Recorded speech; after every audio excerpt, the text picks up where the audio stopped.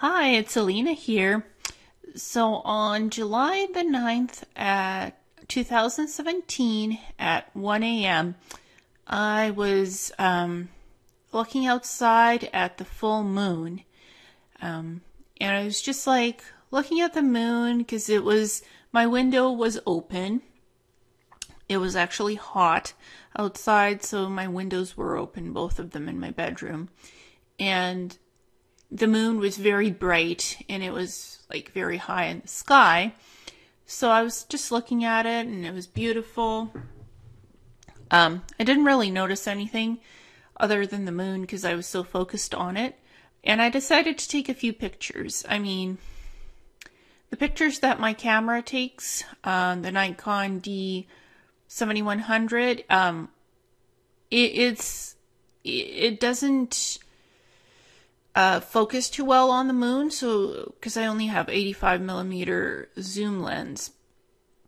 But for my purposes, it works. I just like the moon. It's beautiful, especially when it's full and bright, and it's in the forest, so it's mysterious. And it was 1 a.m., so it was mysterious looking. So I decided to take a few pictures. Why not? For memory. Because I just love the forest and the moon. So when I actually went to take the pictures and to zoom in with my 85mm lens, I'm seeing these spots and lights blinking to the side of the moon. I'm like, what is that? So I zoomed in a little bit, so I had the moon and whatever was on the left-hand side, the blinking. I'm like, oh, okay, so there's those triangles again. And I haven't seen them for a while, so it's triangular craft. From what I was able to see, it's hyperdimensional. So they have these hyperdrives which go beyond the speed of light. And it has crystalline warp engines with plasma mixed in. So it's a hybridized warp engine drive system with crystalline engines and partially plasma engines and the drive systems that they have. And my camera always photographs them with the trail. You could see the trail of the blue trail coming from the hyperdrives as they speed up or slow down. So the craft are usually blue and yellow, kind of whitish. And what they always have is 3 blinking lights or glowing lights, and it's always triangular. And these craft could be of extraterrestrial origin, or it could be from the secret space programs or the USAFs, military industrial complex, the TR-3 models. The TR-3Bs were the 1980s versions. They have more advanced versions now. So it's the TR-3H, the TR-4 and higher up. So there's various models of the TR-3B versions that are higher up now that the programs use. And the extraterrestrial craft can go beyond the speed of light. So can the ICC craft.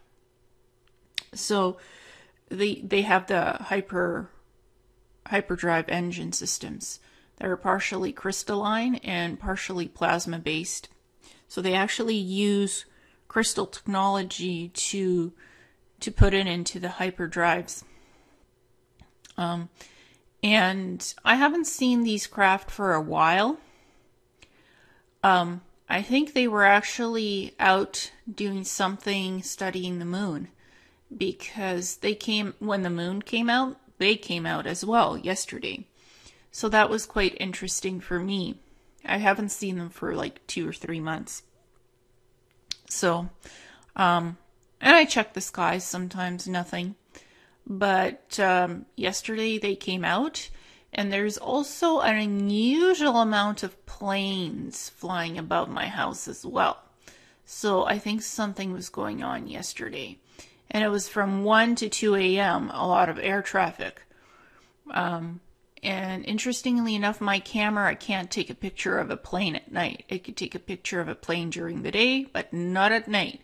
It's just, it won't pick up plane signatures. It won't take a picture of a plane at night, but it will take a picture of the hyperdrive craft because of the hyperdrive engines.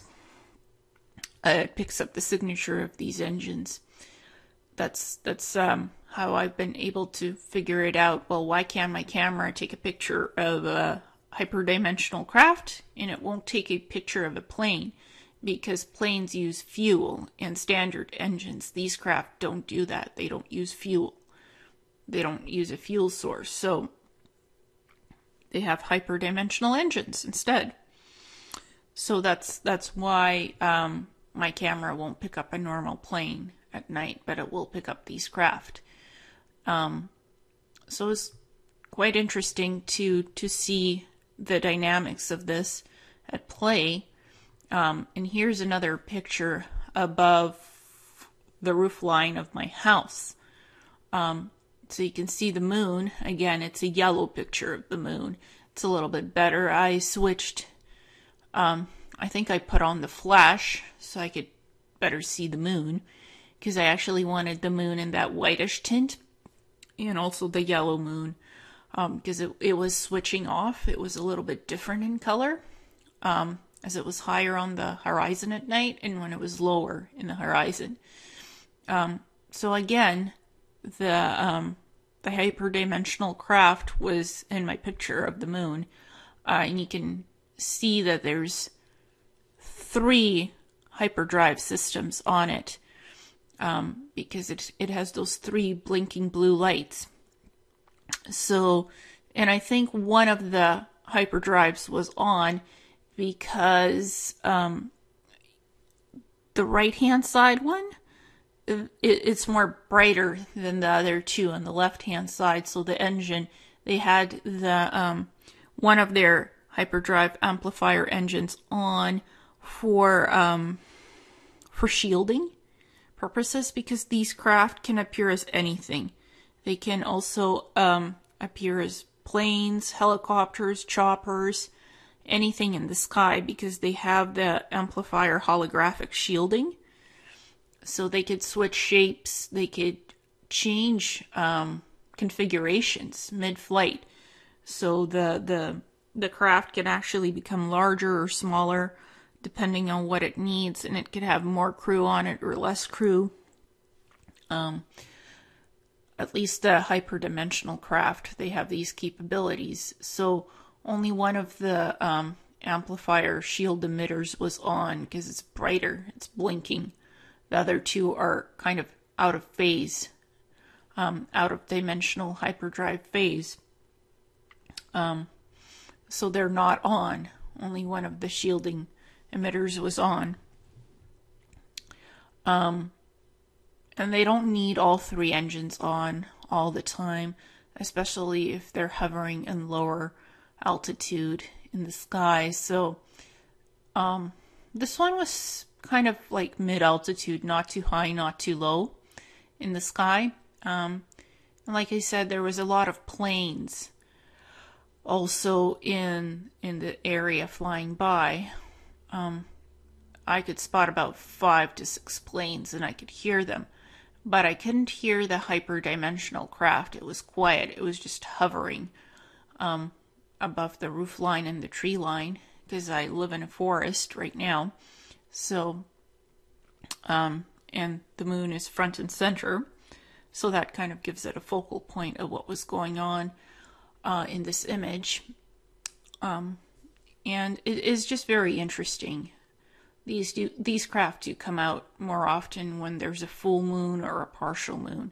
So I'm figuring there's some kind of a connection with the moon, or whatever missions they're doing and whatnot. And I think these craft, whether it's extraterrestrial origin or military secret space program origin, I think these craft sometimes do monitor SSP, ICC, or other assets to see what's going on with them. Even though I'm out of the loop, I've literally cut off all contracts and permissions with the interplanetary corporate conglomerate, the secret space program, Earth Defense Force, Mars Defense Force, Earth Alliance, and any other programs or ETs. I've literally revoked all contracts and permissions, and I've said you do not have the right or the power to contact me, to take me, or abduct me, or even to communicate with me. Because I'm concentrating on just healing myself and living my life right now, and just making sense of what I'm doing.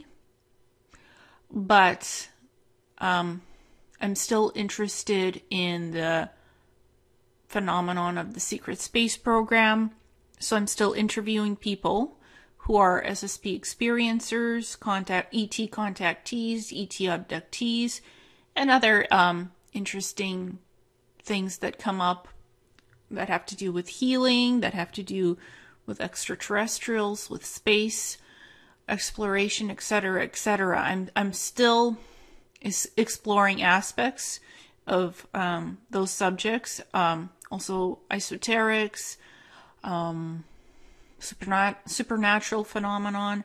I'm still exploring that. I'm still, whenever bleed through of events comes through of what I did in the interplanetary corporate conglomerate, SSP programs, if those memories still come up, I will examine them and write about them, do research as well to see if there's more clarity that can be provided. Like, is there actual forensic evidence to anything that I'm remembering? So I'll do my own research as well. But these craft, they're picture evidence of something going on in the sky. And this is blue. This craft is blue. And it has the typical three dots of the triangular craft, with the 3 hyperdimensional engine drive systems on it. So that's a typical triangular craft, TR3 series, or ET craft. Could be either or. And this is a close-up of picture number 2. And you can see it's blue. It has that blue energy signature around it with the 3 dots. And you can tell that on the right-hand side, that hyperdimensional shielding drive is on. One of the emitters is on. The other 2 are not, from what I could tell. They're actually out of phase dimensionally, so they're not active. And this craft was not even attempting to mask itself as something other than what it is, a hyperdimensional craft. So it actually kept its true form all the time. It was hovering above my house beside the moon. And that was from 1 a.m. to 2:30 a.m. as precise timing. And then after the moon went behind the clouds, the craft vanished. It just blinked out. So it was hovering there in proportion with the moon, with the full moon when it was fully in the sky. So that was interesting for me to see. And clearly it has that triangular shape and the signature of the hyperdimensional warp drive systems. There's like a blue energy signature. That's clearly could be seen in the picture.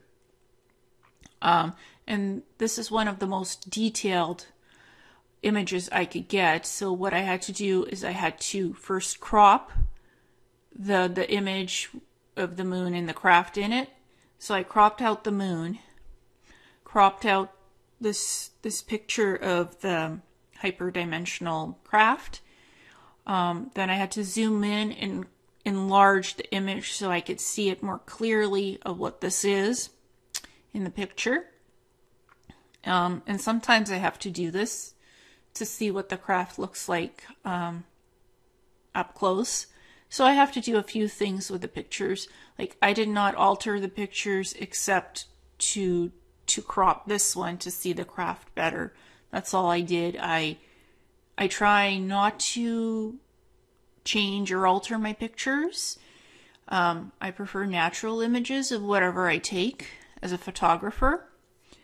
I'm a self-taught photographer, so I try my best to take good quality pictures from the get-go, so I don't have to fix anything. That's my philosophy of picture taking. It should be good from the start. To be able to have focus, to be able to have clarity, to clearly see the image that I'm photographing, whatever that is, to the best of my ability as a photographer, and the camera that I have, to utilize the best features of my camera and my skills. So that's always my goal set, to do as little work on imagery as I can in post-production. And whenever I've taken pictures of these craft, sometimes I've just had to crop things and zoom in, just so I could see the craft better, because I only have 85mm lens. I don't have 83x zoom, which the Coolpix P900 does have, so it really can zoom in on anything in the sky and take a great photograph. But that's okay, you know. My camera does okay with what I'm working with, so that's fine for me. So sometimes I do change the color slightly or use a filter and crop something just so I could see it better of what I photographed. That's the only thing I do. I don't play around with these pictures. I don't insert anything in them. I don't take anything out from the pictures. As it was, as it is. That's my philosophy. What you see is what you get. What was originally in the picture, that's what it is. That's my philosophy of photo taking. And for me, this is historical forensic evidence that these craft are flying in the sky, that there's something out there, whether it's of extraterrestrial origin or human man-made origin. These advanced craft do fly in the sky. They're there, and photographs can be taken of them if you know what to look for. Usually it's just 3 blinking dots or some kind of a bright energy lighting going on in the sky, especially at night. These things fly around at night from 1 a.m. to 4 a.m. That's when they're spotted on a regular basis. That's actually when most ET abductions and most secret space program abductions happen at night. Between 1 a.m. and 4 a.m. That's the regular scheduling of contacts and abductions, so nobody can see you being taken. Most people are in their beds sleeping at those times in the morning, so, you know, at night and in the early morning. So, because they don't want to be spotted taking people, especially secret space programs. So, that's when these craft are usually out and about, and the hyperdimensional craft. I haven't been abducted by the interplanetary corporate conglomerate, and I haven't had any ET contacts or abductions for the last couple of months because, like I've said, I've literally revoked all permissions and contracts or agreements with the secret space program groups and the ETs, so I'm not in contact with anyone, and I don't want to be perpetuating this pattern of abduction and contact. It's not healthy for me. I don't want to focus on it. It right now it's not part of my life mission, I'm more focused on the spirituality aspect of living my life in a healthy manner and not dwelling on what happened to me in these programs or even the ET contacts or abductions. So I don't give my permission to have contact or have any new missions or experiences. It's not beneficial to me at this time. I will explore other people's experience stories if they're willing to share something with me on my show, if they want.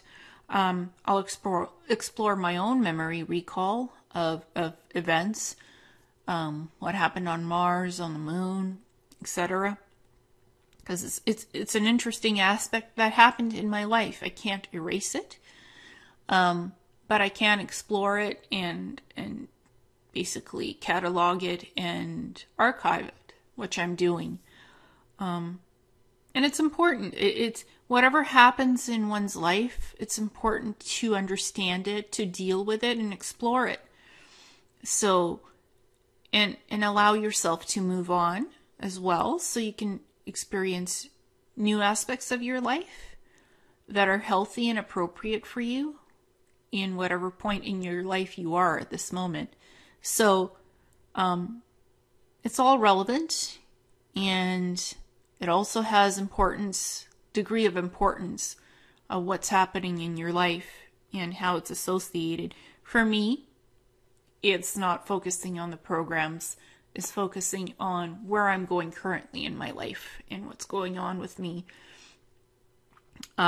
Emotionally being happy, physically being healthy, and just figuring things out, where I want to go and what I want to do in my life. That's the most important aspect for me, so that's what I'm doing. But from time to time, I'll share my SSP or ET experiences or whatnot, or interesting phenomenon like the hyperdimensional craft that I photographed yesterday. Because it's all part of this reality as we're all growing and learning and exploring what's beyond just the 3D aspect of our realities. So thank you and namaste.